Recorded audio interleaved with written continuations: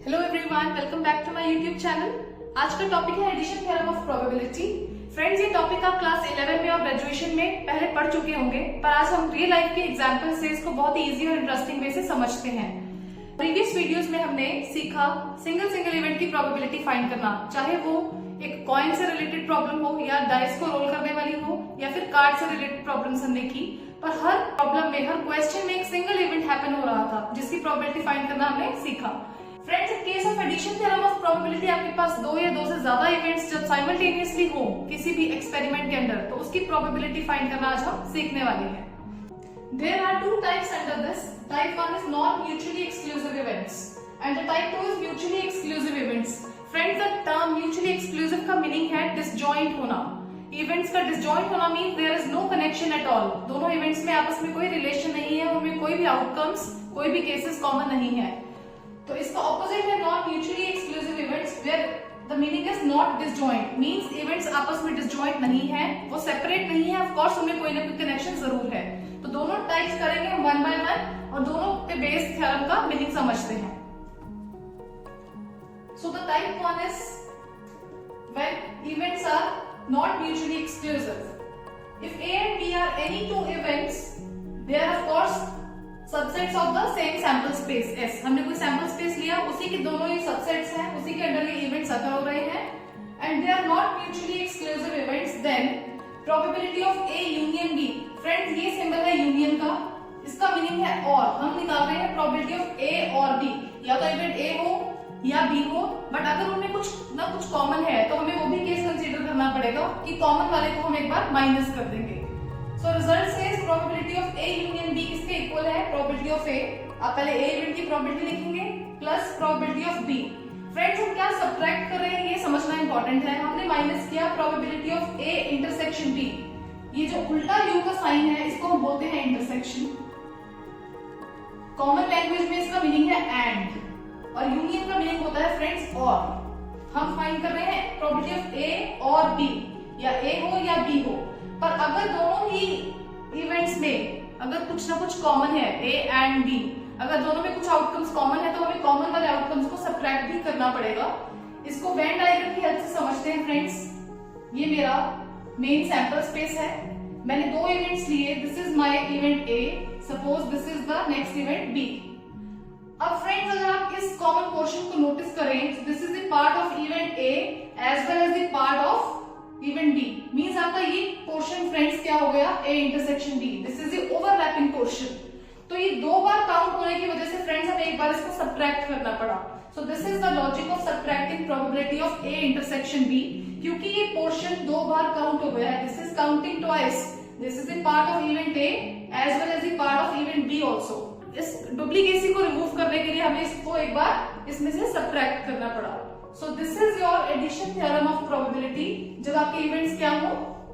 Non mutually exclusive, means वो disjoint नहीं है, नॉट डिसजॉइंट, उसमें कुछ ना कुछ कॉमन था। क्लियरली आप देख सकते हैं ये इतना सारा पोर्शन, जितने भी केसेस आउटकम्स हैं, ये A का भी पार्ट थे और इवेंट B का भी पार्ट थे, तभी इस कॉमन पोर्शन को एक बार हमें सब्ट्रैक्ट करना पड़ा। आइए करते हैं बहुत ही रियलिस्टिक एग्जांपल, रियल लाइफ से रिलेट करके इसको समझते हैं। So the example is, in a town 40% people like T, 30% like coffee and 10% people like both tea and coffee. Find the probability how many of them like tea or coffee. Friends, इस और को मैंने circle किया है, this is very important keyword. जब भी आपको question में और मिल जाए, मींस आपको क्या यूज करना है? Addition theorem of probability. हम फाइंड कर रहे हैं कि ऐसे कितने लोग हैं जो टी या कॉफी, एटलीस्ट एक चीज तो, इधर दिस और दैट, तो लाइक करते ही हैं। पर क्योंकि अब हमारे पास बोथ वाला केस भी क्वेश्चन में गिवन है, सो इससे क्लियर हो गया कि ये हमारी टाइप 1 है। They are not disjoint, means ऐसे भी लोग हैं जो हम सर्वे कर रहे हैं, उसमें ऐसी भी पॉपुलेशन प्रेजेंट है, those who like both T and coffee. तो क्लियरली नॉट म्यूचुअली एक्सक्लूसिव वाला केस हुआ। तो मैंने यहाँ कंसीडर किया टी, मैंने इवेंट लिया those who like T. Friends, आप नोटेशन अपनी कन्वीनियंस के according A, B, T, C कुछ भी ले सकते हैं एज पर योर क्वेश्चन। तो मैंने यहाँ T और C नोटेशंस यूज की। T I have taken for those who like T और C लिया who like coffee। तो आपको क्वेश्चन में क्या गिवन है? कितने लोग टी लाइक करते हैं 40%। इसकी हम प्रोबेबिलिटी निकाल लेते हैं। 40% मींस 100 को डिनोमिनेटर में लिख के 0.4 is the probability those who like T.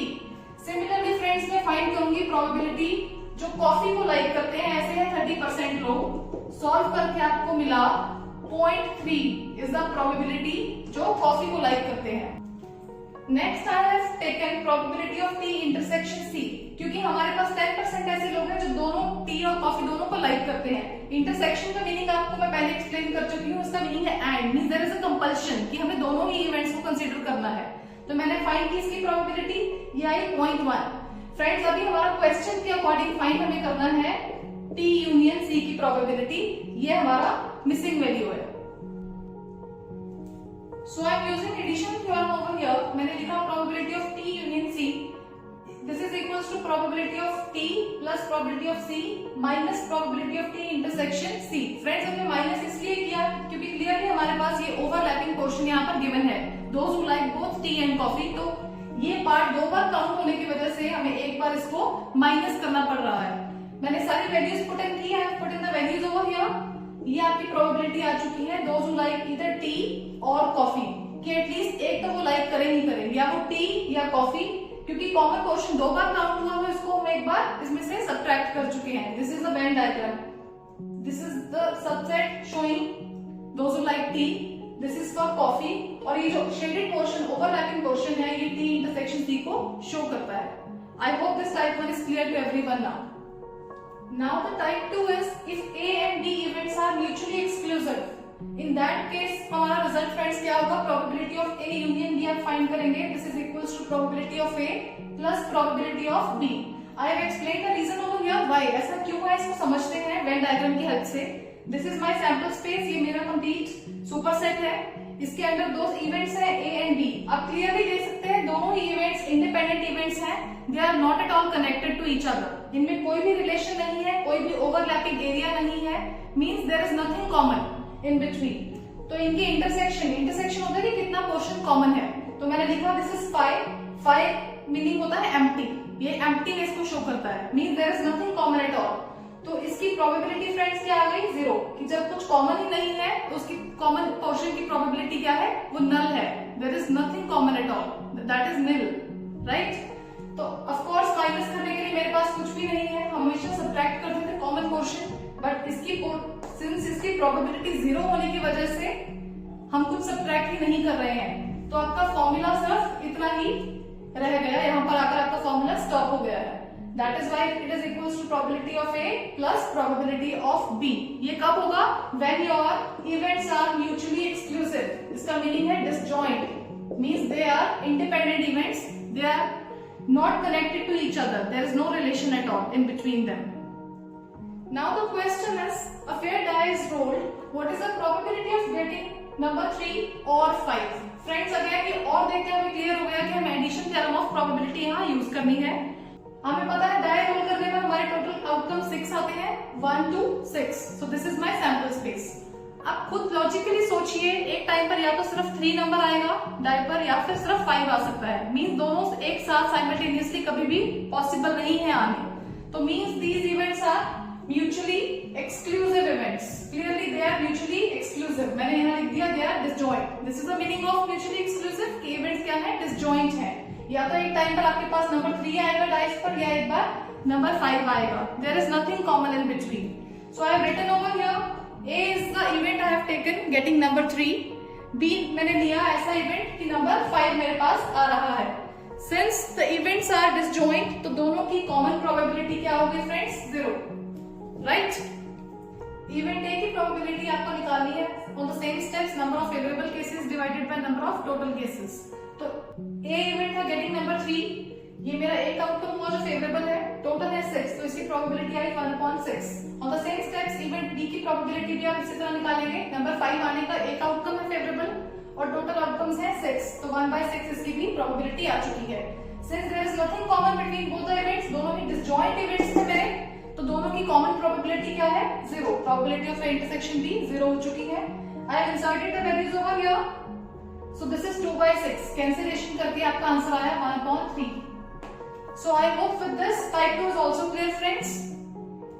Now the next question is, a card is drawn from a pack of 52 cards. Find the probability that the card is a king or a red card. I have considered event A. Friends, मैंने event A लिया, card is a king. हमें पता है कि चारों suits में एक एक card अवेलेबल होता है. This is heart, diamond, club and spade. चारों में एक एक king है, तो means there are total 4 kings. इसी तरह रेड कार्ड्स मेरे पास कितने हैं, 13 प्लस 13 मिलाकर टोटल 26 मेरे रेड कार्ड्स हैं. तो मैंने इवेंट ए की प्रोबेबिलिटी निकाली, क्योंकि इवेंट ए था किंग. 4 किंग है तो फेवरेबल में 4 केसेस आए, डिवाइडेड में टोटल केसेस 52, 4/52. कैंसिलेशन करके मिला 1/13.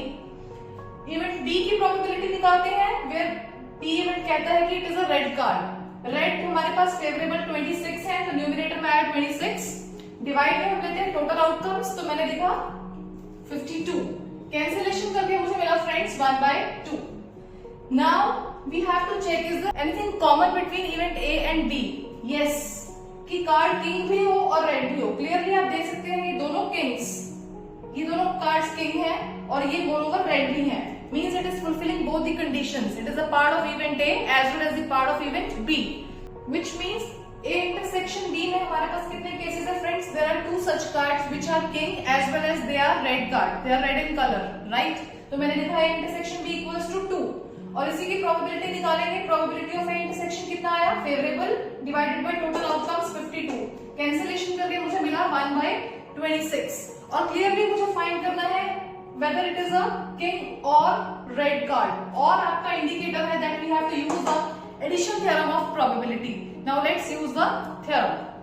So now using the addition theorem, I have written probability of A union B equals to probability of event A plus probability of B minus probability of A intersection B.